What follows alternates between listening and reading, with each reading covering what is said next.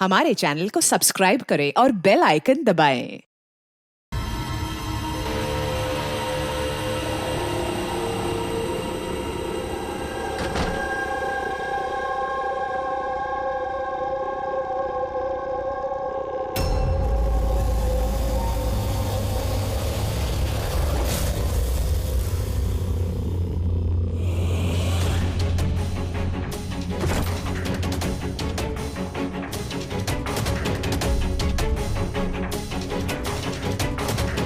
बकुल से आज बात करनी पड़ेगी, चाहे कुछ भी हो। बकुल से बात करनी ही पड़ेगी।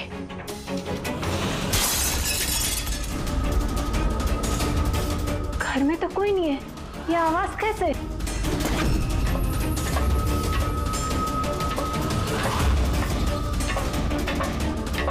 कीर्ति,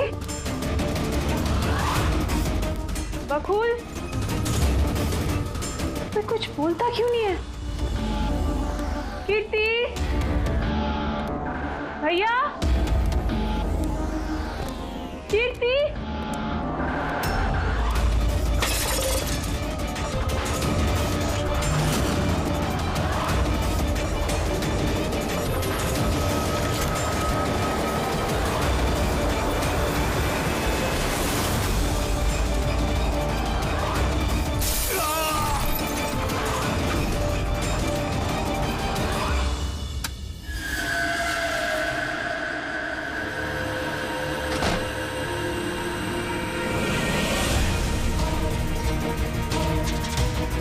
भैया का सूटकेस। भैया बैंगलोर नहीं गए क्या?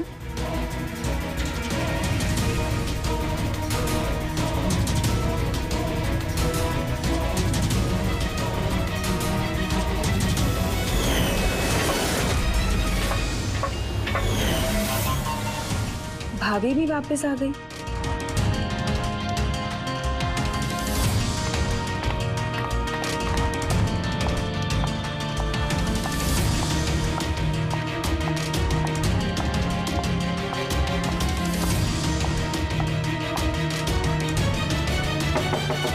भैया,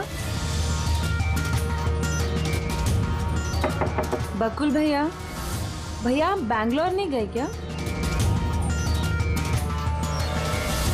भाभी,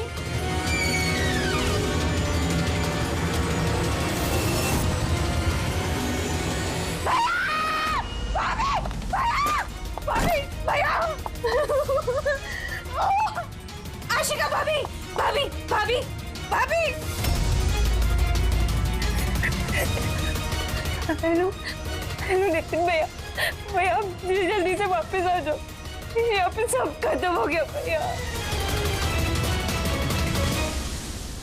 देखो कीर्ति, ये खून का मामला है। एक बार फिर से सोच लो, क्या तुमने जो कुछ भी कहा वो सच है?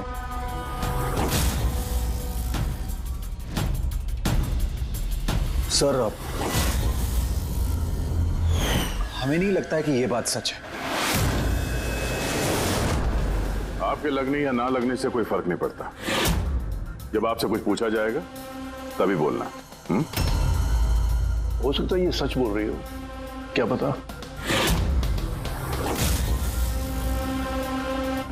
मैं पागल नहीं हूँ, मैं होश में हूँ।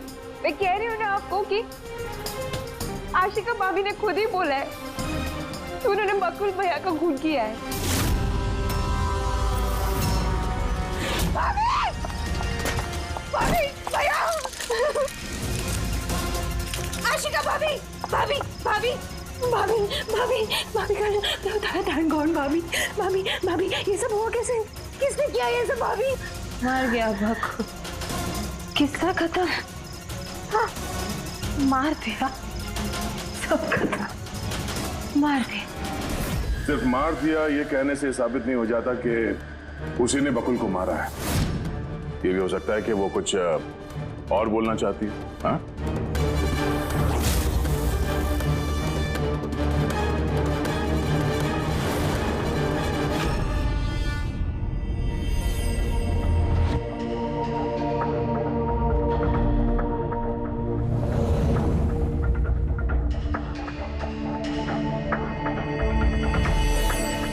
एक बात बताओ, जब बकुल का खून हुआ उस वक्त तुम सब लोग कहां पर थे?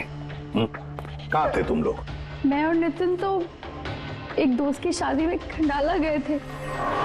कीर्ति का कॉल आया और हम भागे चले आए सर। मेरी बिजनेस मीटिंग थी होटल क्रिट्स में, वहाँ एक क्लाइंट के साथ डिनर था। जैसे ही नितिन का फोन आया तो मैं यहाँ पर चला आया। और आप कीर्ति, आप कहाँ थी? मैं बाहर गई हुई थी। कीर्ति बाहर गई थी, चाचा जी क्लाइंट के साथ मीटिंग में थे और आप दोनों खंडाला गए थे। उस वक्त बकुल और आशिका घर में अकेली थी, है ना? बकुल भैया भी बैंगलोर जाने वाले थे। उनकी 11 बजे की फ्लाइट थी और आशिका भाभी तो पार्टी में गई थी। आप सब घर में नहीं थे तो फिर बैंगलोर जाने वाला बकुल वापस क्यों आया घर पे? और ये आशिका वो पार्टी से वापस क्यों आई? तो वो आप जाकर आशिका भाभी से पूछिए ना कि वो इतनी जल्दी वापस क्यों आ गई। वो तो घर पे ये बोलकर गई थी ना कि वो सुबह वापस आएंगी। वो तो हम पूछेंगे उससे। फिलहाल आप बताइए, आप कहाँ गई थी बाहर? मेरी मदर बैंड्रा रहती है। उनको अचानक फूड पॉइजनिंग हुआ था, मैं उनके पास ही गई थी और फिर वहीं से मैं आई। वाह, हर एक के पास एक्सप्लेनेशन है कि बकुल के खून के वक्त मैं यहां था, मैं वहां थी, मैं वहां गया था। सबके पास एक्सप्लेनेशन है, लेकिन आप सब लोग एक बात अच्छी तरह से याद रखना, हम सीआईडी वालों से सच ज्यादा देर तक छुपता नहीं, सामने आकर ही रहता है।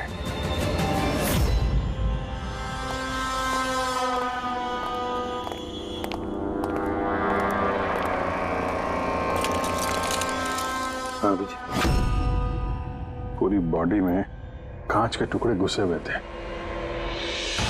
यहाँ पे। सर ह्यूमनॉल टेस्ट भी किया सर, यहाँ पे जो खून है इसके अलावा कहीं भी खून नहीं है। एक काम करो, घर की अच्छी तरह से तलाशी लो, देखो कोई ना कोई सबूत जरूर मिलेगा, है ना?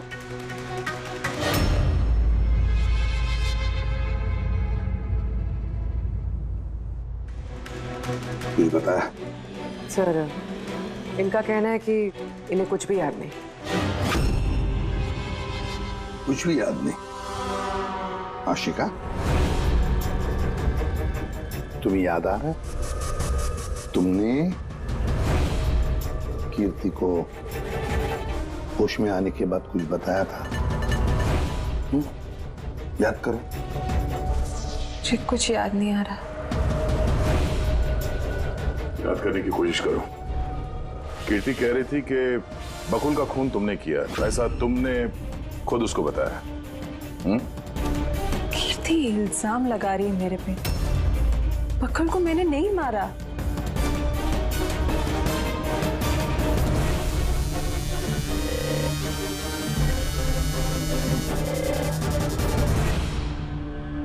सर कहीं ये याददाश्त जाने की एक्टिंग तो नहीं कर रही है? हो सकता है, क्योंकि बकुल यहाँ कमरे में खून से लथपथ पड़ा है तो इसके सर पे थोड़ा सा निशान है, बस। बेहोश हुई कैसे? वही तो, इससे सच उगलवाना पड़ेगा। कैसे उगलवाएंगे सर?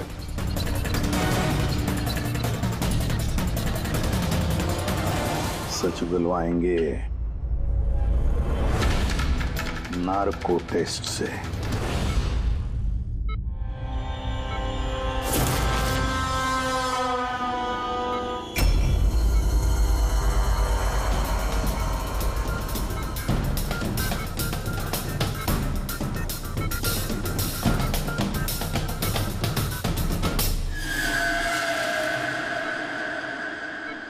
अप्रैल की रात को जब आप पार्टी से घर लौटी तो क्या हुआ था?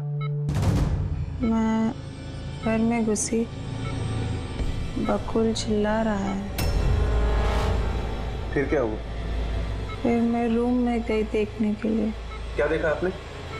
मैंने देखा कि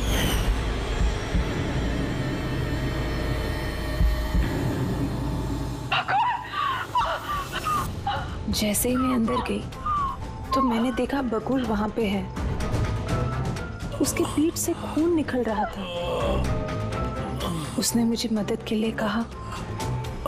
जैसे ही मैं उसके नजदीक गई, मैंने वहीं पर एक लड़की की लाश पड़ी हुई देखी।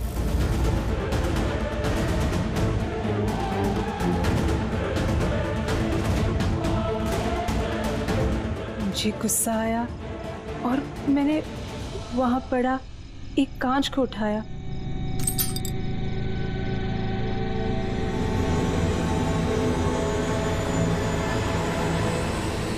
और बकुल को मार दिया। तभी मुझे मेरी गर्दन पे प्रेशर महसूस हुआ। मैं बेहोश होने लगी। बेहोश होने से पहले मैंने दरवाजे पे एक फिगर को देखा जिसने ऑरेंज फ्लोरेसेंट जैकेट पहन रखी थी। आदमी था या औरत थी? आदमी। ओके, फिर क्या किया उसने? वो मेरे पास आ रहा है। शायद मुझे मारना चाहता है। अच्छा आशिका, तुमने वहाँ किसी औरत की लाश को देखा था? हाँ, देखा था। औरत की लाश? वहां पर तो हमें किसी औरत की लाश नहीं मिली। हम तो बकुल के मर्डर की जांच कर रहे हैं। अभी एक नया केस कहां से आ गया? कौन सी औरत की लाश है? कौन थी वो औरत? मुझे याद नहीं, सब धुंधला दिख रहा है। ये कहीं ये हमें गुमराह तो नहीं कर रही? समझ में नहीं आ रहा है ये किस औरत की बात कर रही है, किस औरत की लाश की बात? आशिका, तुमने बकुल को क्यों मारा? क्यों मारा बकुल को? ठीक ही हुआ कि वो मर गया। वैसे ही जिंदा रहता तो मैं सड़कों पे धक्के खाती। हेलो, सड़कों पे धक्के क्यों खाते? बदचलन साबित करना चाहता था। तलाक चाहता था मेरे से। अच्छा, वो मरी हुई औरत, वो कौन थी? मैंने आपको कहा ना, मुझे याद नहीं वो कौन थी। देखो आशिका, हमें वहां पर किसी भी औरत की लाश नहीं मिली। तो फिर कहाँ गई होगी वो लाश? मुझे जब होश आया वो लाश वहां से जा चुकी थी। और वो फ्लोरेसेंट ऑरेंज कलर का जैकेट पहना हुआ आदमी? वो धुंधला धुंधला सा दिख रहा था, दरवाजे पे ही खड़ा था। शायद मेरे बेहोश होने का इंतजार कर रहा था।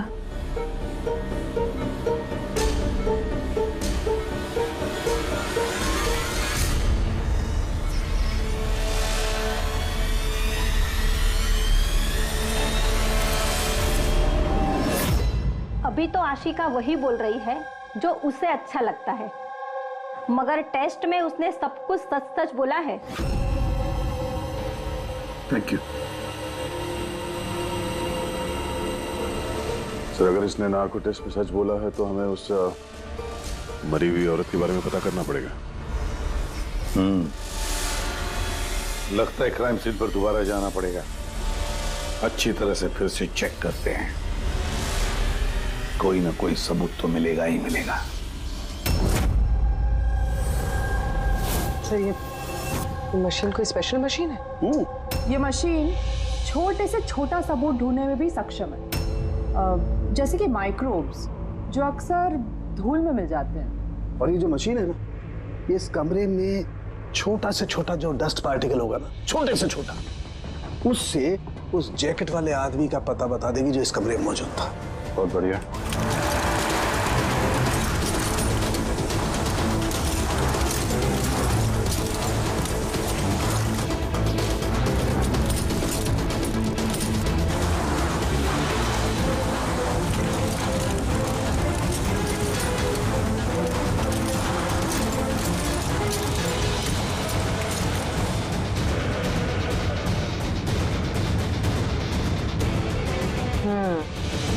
ये देखिए,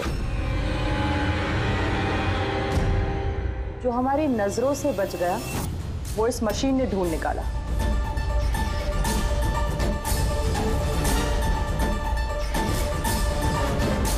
कोई नाखून लगता है। वो भी नेल पेंट लगा हुआ, डेफिनेटली कोई औरत का है। मगर सर यहाँ कैसे?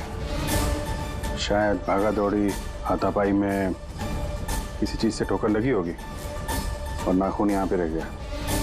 घर वालों का पता करो, इनमें से तो किसी का नहीं।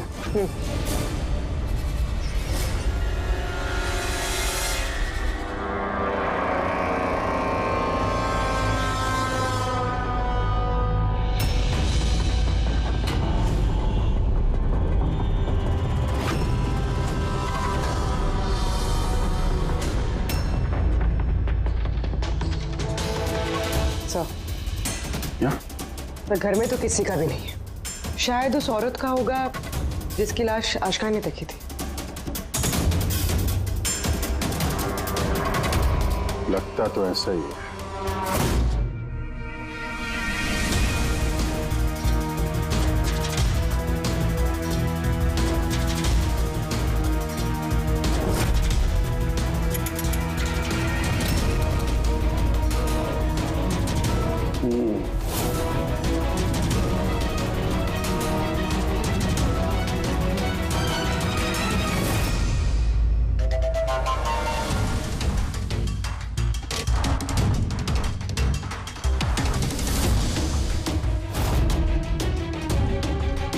ये बात है तारिका।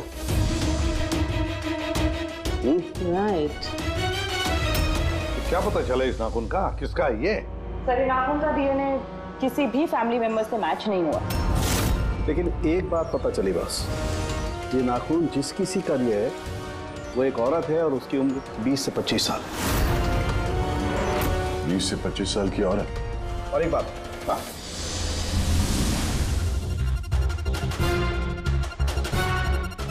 ये जो बारीक बारीक सफेद सफेद कण देख रहे हो ना, ये high percentage of high and cocaine है।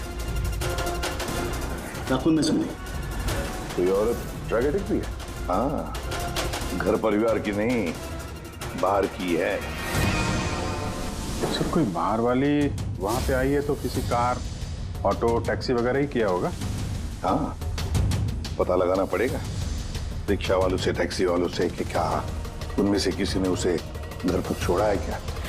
सर वो आशिका बता रही थी कोई फ्लोरोसेंट ऑरेंज कलर की जैकेट पहने हुए आदमी था वहां पे। बेहोश होने से पहले मैंने दरवाजे पे एक फिगर को देखा जिसने ऑरेंज फ्लोरोसेंट जैकेट पहन रखी थी। वो कौन है, कहाँ से आया, कहाँ गायब हो गया, उसके बारे में भी पता लगाना पड़ेगा। और सर जितने ड्रग पेडलर्स हैं उनसे भी पता करना पड़ेगा कि कितनी औरतें ये हाई एंड कोकेन लेती हैं। अभिजीत, एक काम करो, रिक्शा वालों से, टैक्सी वालों से पता लगाओ क्या किसी ने इस औरत को घर पर छोड़ा था क्या, और मिसिंग पर्सन रिपोर्ट भी चेक करो। और दया, जाओ शहर में जितने भी ड्रग पेडलर्स हैं ना, सबसे जाकर पूछताछ करो। देखो क्या वो किसी ऐसी औरत को जानते हैं जो हाई क्वालिटी कोकेन इस्तेमाल करती है। और हम जाकर उन घर वालों से मिलते हैं, देखते हैं क्या कर रहे थे, कहाँ गए थे इस हादसे के वक्त।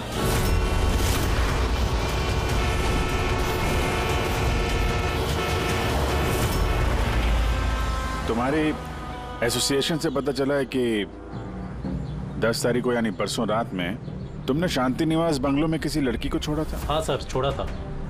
कितने बजे की बात है? सर लगभग 1 बजे की बात है, उसी बंगलो में। सर बहुत नशे में थी वो और बार बार अपने हस्बैंड को गाली दे रही थी। अच्छा जी सर।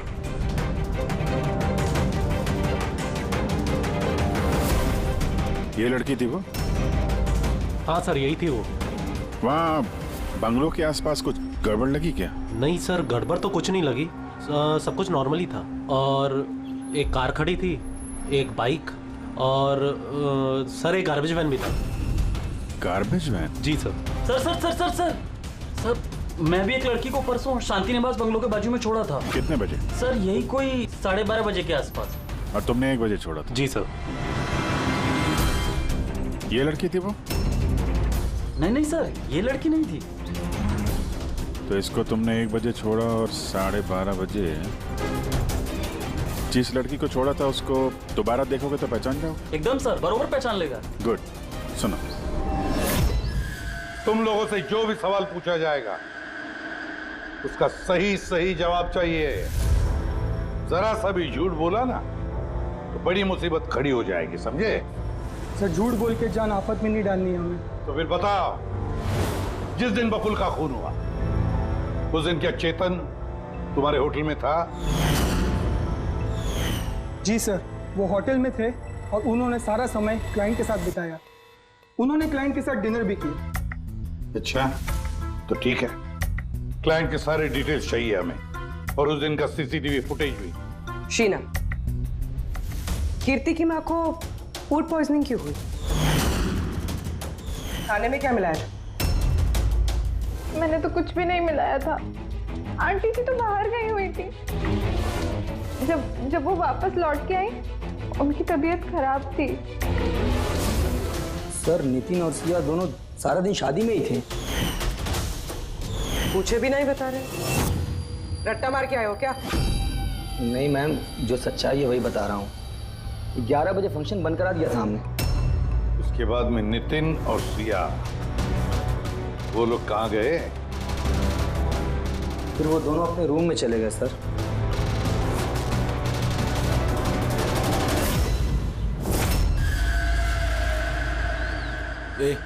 ये माल किधर मिलेगा?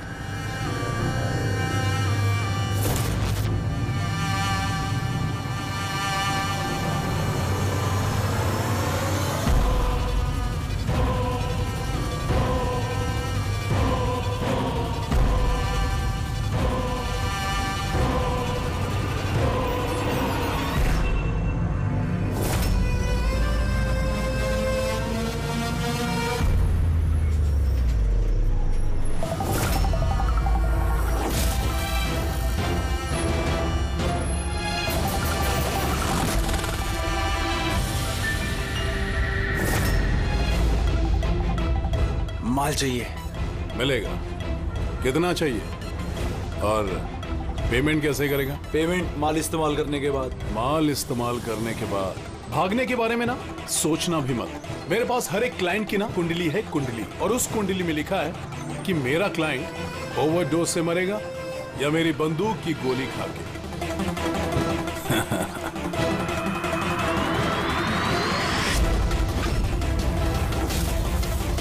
मगर तेरी कुंडली में लिखा है जेल जाना। क्या पागलपन है ये? कौन है आप लोग? ये हमारा आदमी है।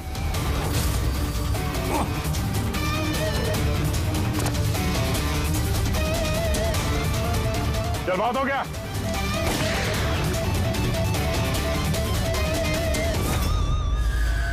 बस।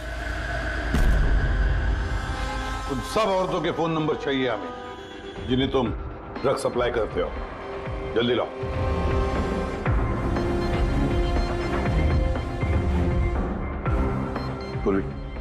देखो जरा, कॉल करके देखो इन सारे नंबर्स पर। देखो कोई गायब तो नहीं है।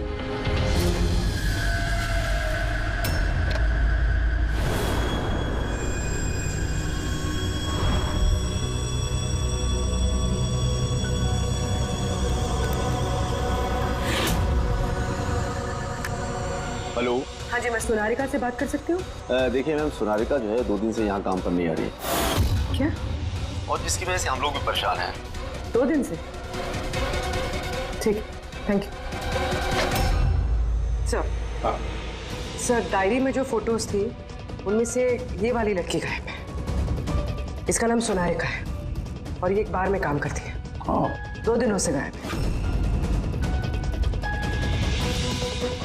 ये सोनारिका, ये तुम्हारी क्लाइंट है? हाँ सर। इसी लड़की को छोड़ा था तुमने? हाँ सर, यही थी। अच्छा, यही थी। तो आशिका ने इसी को देखा होगा। बकुल के परिवार वालों को अंदर देख रहा हूं। जरा ध्यान से देखिए ये फोटो। ये वो लड़की है जिसकी लाश आपके घर से मिली थी। आप लोग जानते हैं सर? हाँ? नहीं सर। अब मैंने देखा है इसे बकुल भैया के साथ 2 महीने पहले। बकुल भैया के साथ 2 महीने पहले? कहां पर देखा था? एक होटल के बाहर, और भैया ने कहा कि ये उनकी क्लाइंट है। अच्छा, एक ड्रग एडिक्ट बार में काम करने वाली लड़की के साथ बकुल था, पर इनसे झूठ बोल रहा था कि क्लाइंट है। क्यों झूठ बोला उसने?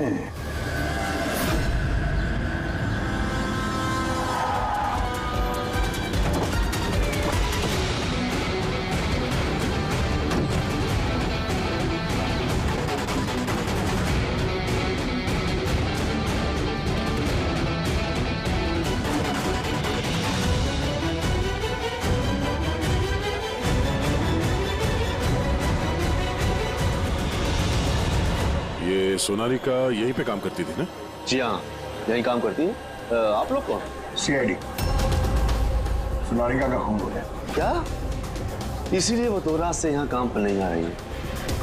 हाँ, मगर हमें उसकी लाश नहीं मिली है।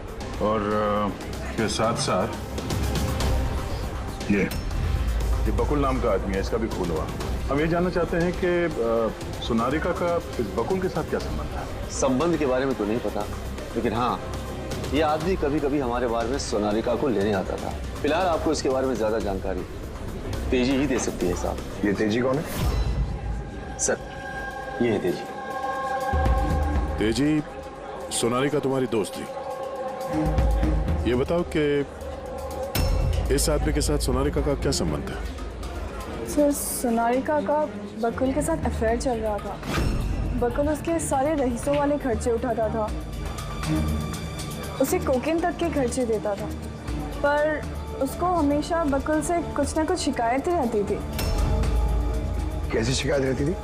वो कहती थी कि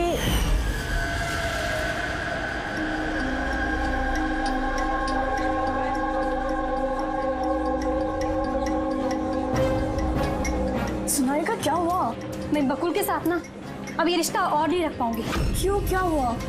ना तो ये रिश्ता रखने के पैसे मिल रहे हैं और नहीं वो बकुल अपनी बीवी आशिका को डाइवोर्स दे रहा है। कुछ तो करना पड़ेगा। क्या करेगी तो? ब्लैकमेल। क्या? मैं उसे ब्लैकमेल करूंगी जिसने मुझे नाटक करने के लिए कहा है।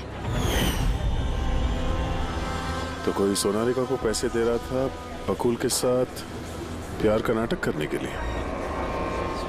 मास्टरमाइंड कोई और ही है। हाँ, और उसी मास्टरमाइंड ने प्लान किया और इस सोनालिका और बकुल को मार दिया। और आशिका का वहां पर आना प्लान में शामिल नहीं था। समझ में नहीं आ रहा है कि ये बकुल अपनी फ्लाइट छोड़कर घर वापस क्यों आया। पर सर, अगर खूनी को बकुल की गर्लफ्रेंड को मारना ही था तो कहीं और भी मार सकता था। वहां घर पे क्यों किया? तो शायद खूनी को पहले से पता था कि बकुल के घर में कोई नहीं, इसीलिए उसने धोखे से सोनालिका को वहां पे बुलाया और उसी समय बकुल और आशिका वहां पे पहुंच गए होंगे। ये हो सकता है। तो सर, लाश को घर से बाहर कहाँ लेके गए होंगे और कैसे? क्योंकि बकुल के घर की सारी गाड़ियां तो पहले से बाहर थी। खूनी अगर चाहता है तो क्या लाश के टुकड़े करके वो सूटकेस में भी ले जा सकता है, या फिर लाश के टुकड़े करके वो प्लास्टिक के थैलियों में भी डाल सकता है। कचरे की थैलियां हैं प्लास्टिक की। हाँ सर। एक कार खड़ी थी, एक बाइक, सर एक गार्बेज वैन भी था। क्या? रात के 1 बजे? रात के 1 बजे बंगले के बाहर एक कचरे की गाड़ी खड़ी थी। इसका मतलब है सर ये खून प्लांट था। ये खूनी गार्बेज वैन लेके आया था लाश को ठिकाने लगाने के लिए। और सर ये फ्लोरेसेंट ऑरेंज कपड़े गार्बेज वैन वाले तो पहनते हैं। सर, हाँ। चेतन जिस कंपनी के बिजनेस डिनर पे गया था, ऐसी कोई कंपनी रजिस्टर्ड ही नहीं। मेरी बिजनेस मीटिंग थी होटल क्रिट्स में। और कीर्ति की माँ ने बाहर कुछ भी नहीं खाया। मेरी मदर बांद्रा रहती है, उनको अचानक फूड पॉइजनिंग हुआ था, मैं उनके पास ही गई थी। फिर भी उसे फूड पॉइजनिंग हो गई।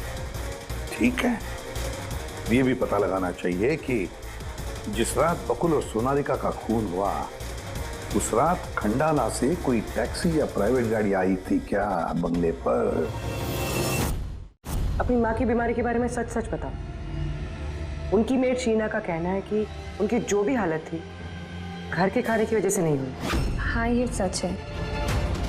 उन्होंने घर का खाना नहीं खाया था, बल्कि वो तो ये बता रही थी कि वो ड्राइवर के साथ बाहर गई थी और कार में उन्होंने कुछ दवाई खाई थी। दवाई खाई? हाँ, हमारे ड्राइवर अमन का भी यही कहना है। तुम्हारा ड्राइवर अमन का?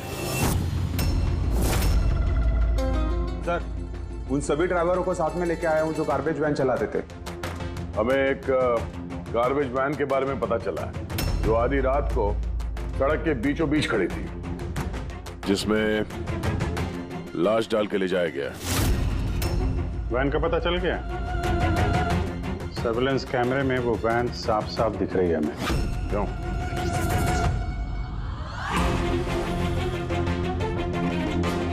तुम हो ना उस वैन के ड्राइवर? नहीं सर, मुझे कुछ नहीं पता। मेरा भाई लेकर गया था सर उस वैन को। अब वो उसे कहाँ लेकर गया था और क्यों लेकर गया था मुझे कुछ नहीं बताया सर उसने।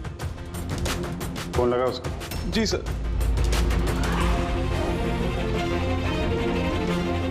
हेलो अमन, कहाँ है तू?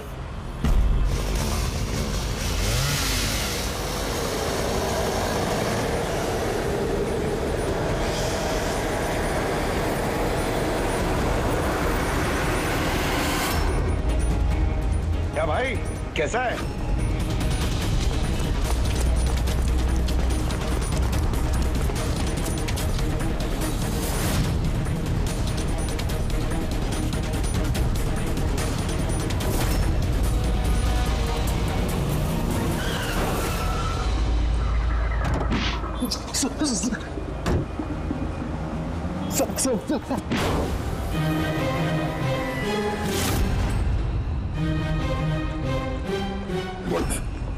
सोनारिका का खून तो नहीं किया ना? हाँ? और कीर्ति की माँ की पानी के बोतल में भी तुमने कुछ मिलाया था? हाँ? सर मैं सब सच बताता हूँ। मैंने तो जो कुछ किया उस फोन कॉल की वजह से किया था जो बकुल सर के बंगले से आया था। किसने फोन किया था बकुल के बंगले से? मैंने उसे कभी देखा नहीं है, सिर्फ उसकी आवाज सुनी थी। औरत ही आदमी? सर कभी कभी तो औरत की आवाज में फोन आता था और कभी आदमी की आवाज में। सर, ये जो कोई भी है ना, ये बकुल के घर वाला ही। हाँ, मगर तूने ये सब किया क्यों? कोई फोन पे कुछ भी बोल देगा तू कर देगा? हाँ? सर मुझे लालच दिया गया था सर कि मेरे 5 लाख के कर्जे को चुका दिया जाएगा अगर मैंने उनकी बात मानी तो। सर मैं लालच में आ गया था, मगर मैंने कोई खून नहीं किया सर। मैंने तो सिर्फ लाश को टिकाने लगाया था सर। लाश कहाँ?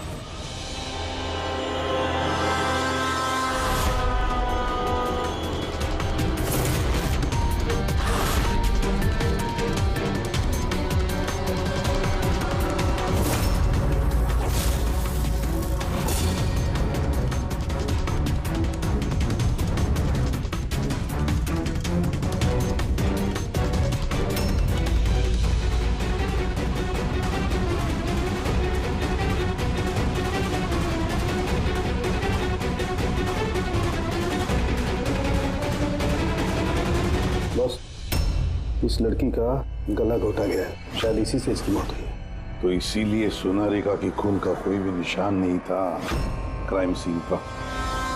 और उसके पैर के अंगूठे का नाखून भी उखड़ा हुआ है।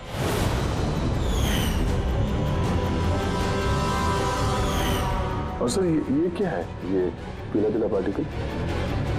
यही तो इस केस की सबसे अहम कड़ी है। चलिए खड़े हो जाइए सर, उठिए।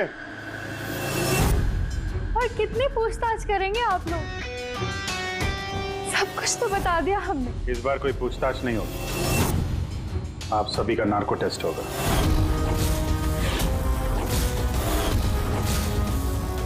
नार्को टेस्ट क्यों पर? क्योंकि आप में से कोई है जो सच नहीं बोल रहा है। आपके पास कोर्ट की परमिशन है इस नार्को टेस्ट के लिए? जी हाँ, परमिशन के बिना हम कुछ नहीं करते।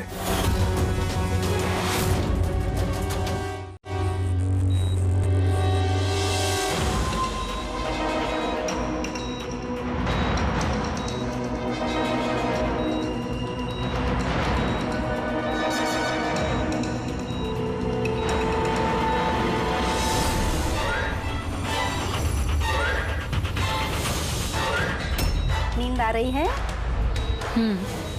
जो मैं आपको बोलूंगी उसका सही सही उत्तर दीजिएगा, ठीक है?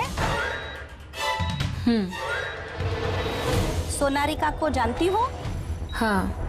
बकुल का अफेयर था सोनारिका के साथ, ये भी जानती है आप? हाँ, मुझे दोनों पे शक था। क्या आशिका ने सोनारिका का खून किया है? आशिका जानती नहीं थी सोनारिका को, तो खून कैसे करेगी? अभी आपको नींद आ रही है? हाँ। सोनारिका को जानते हो? नहीं। बकुल का अफेयर था सोनारिका से, ये जानते होंगे आप? नहीं। क्या आशिका ने सोनारिका का खून किया है?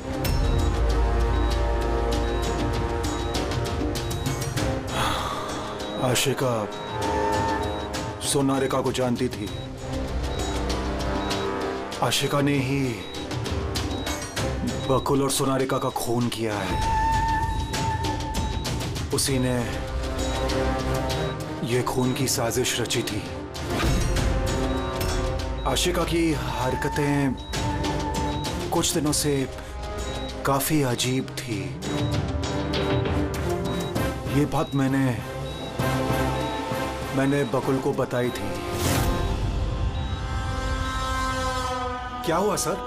हुआ कुछ नहीं नितिन, सिर्फ इतना बताना था कि ट्रुथ सीरम के असर से इंसान सिर्फ उतना ही बताता है जितना उसे पूछा जाता है, ज्यादा कुछ नहीं बताता। अब बात यह है कि इंसान का दिमाग अपना मेमोरी शेयर करता है पर ओपिनियन नहीं देता, जैसे तुमने अभी दिया। अब सारी असलियत फटाफट बता दे, वरना असली वाला सीरम देना पड़ेगा तुझे। असली ट्रूथ सीरम मतलब ये कि हमने जो सीरम दिया था वो ट्रुथ सीरम नहीं था, ग्लूकोज का इंजेक्शन था। What? शक तो हमें तुम पे पहले से ही था, लेकिन सारी सच्चाई तुम्हारे मुंह से सुनना चाहते थे। नितिन, सब कुछ तुमने बड़ी सफाई से, बड़ी चालाकी से किया था, लेकिन सोनारिका के चेहरे पर जो हल्दी लगी थी ना, उसने तुम्हें पकड़वा दिया। वही हल्दी जो शादी के वक्त तुम्हारे हाथ में लगी थी। ये पीला पीला पार्टिकल दरअसल हल्दी है, और इस हल्दी में आटा और तेल भी मिला हुआ। आटा, तेल, हल्दी। चेहरे पे हल्दी नहीं है, सिर्फ यहाँ कदम के पास। कहाँ से आई होगी ये हल्दी? सर सिया बता रही थी कि वो लोग खंडाला गए थे शादी के लिए, और वहां पे हल्दी की रस्म में शामिल भी हुए थे वो लोग।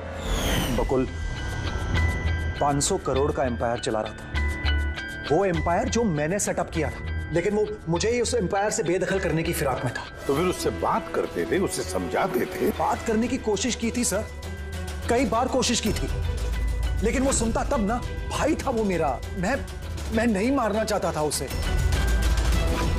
लेकिन वो पूरा एम्पायर अपने नाम पे करवाना चाहता था। इसीलिए फिर मैंने भी एक प्लान बनाया। क्या प्लान बनाया? बकुल और आशिका के आए दिन झगड़े होते रहते थे। वो आशिका को छोड़ना चाहता था। मैंने सोनारिका को पैसों का लालच दिया और उससे कहा कि बकुल से झूठ मूठ का प्यार का नाटक करे, और एक दिन आगे जाके उससे शादी भी करे। दरअसल मैं सोनारिका के जरिए अपना एम्पायर हासिल करना चाहता था। मगर उसे क्यों मार दिया? वो तो तुम्हारा साथ दे रही थी। शुरू में सर, लेकिन बाद में उसने मुझे ब्लैकमेल करना शुरू कर दिया। और इसलिए तुमने सोनारिका को धोखे से घर बुला लिया? हाँ सर। उस रात मैंने ऐसी सिचुएशन क्रिएट की जिससे कि सब लोग घर से बाहर रहे। मैं भी सिया के साथ खंडाला चला गया, और जैसे ही सिया ने दवाई ली और सो गई, मैं फौरन टैक्सी पकड़कर यहां आ गया और अमन को बुला लिया। सोनारिका के घर पहुंचते ही, देखो सोनारिका, मेरी बात समझने की कोशिश करो। अगर बीच रास्ते में तुमने मेरा साथ छोड़ दिया तो मेरा पूरा प्लान चौपट हो जाएगा। हो जाए प्लान चौपट, मुझे कोई फर्क नहीं पड़ता। और वैसे भी मुझे उस बकुल में कोई इंटरेस्ट नहीं है, और ना ही मैं उससे प्यार करती हूँ, और ना ही मैं उससे शादी करना चाहती हूँ।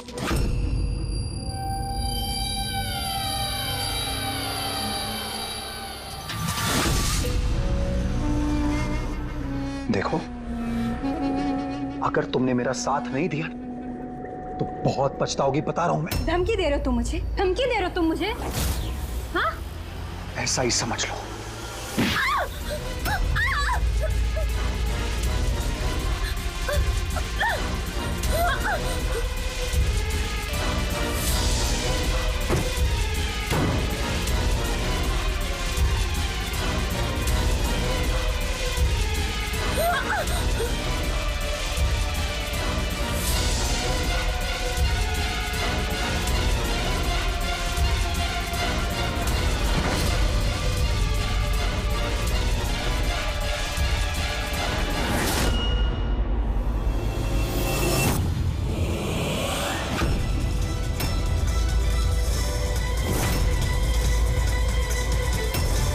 भैया बकुल, ये क्या किया आपने? ये सोनालिका मुझे फंसाना चाहती थी। मैं पुलिस को बुलाऊंगा। बकुल बकुल बकुल।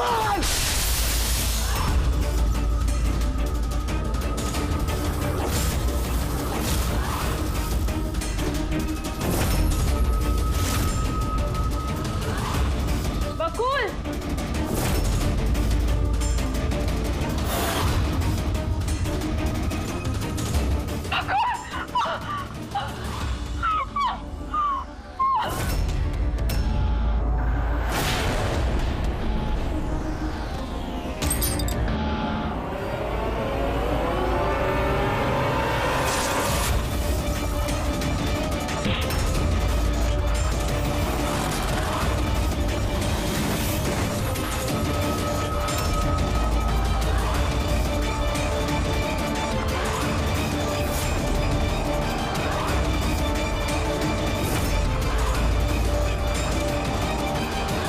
मैंने अमन को फोन पे पहले ही बता दिया था सोनालिका की लाश को ठिकाने लगाने के लिए।